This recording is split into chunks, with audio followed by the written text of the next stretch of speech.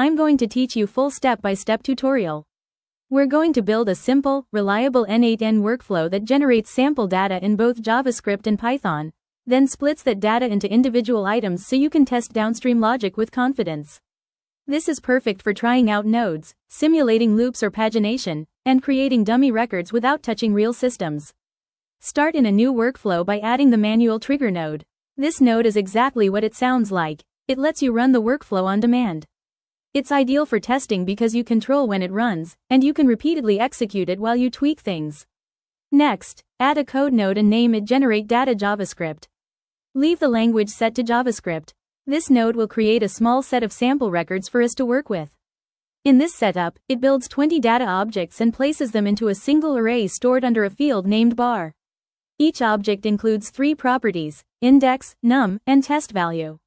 Keeping everything inside bar makes it easy to pass along as one payload while still keeping structure. A quick tip: use consistent field names so the nodes you add later can reference them predictably. Now add the split out node and name it Split Out JavaScript. Point it to the bar array created in the previous node. Split out takes that array and emits one item per record, which means each of those 20 objects becomes its own item in the workflow.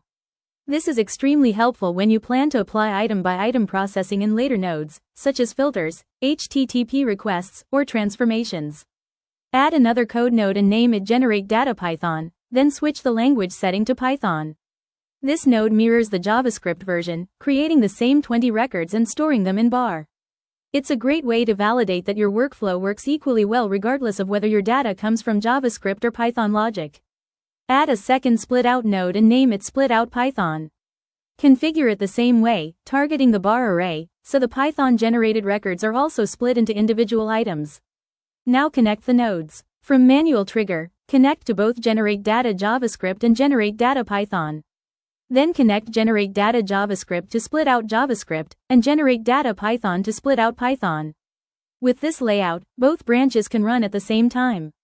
Click Execute Workflow. You'll see each code node create the sample records, store them in bar, and each split out node turn that array into individual workflow items. This setup is excellent for testing automation workflows, creating dummy data, simulating larger datasets, validating pagination or loops, and verifying item processing nodes quickly and safely.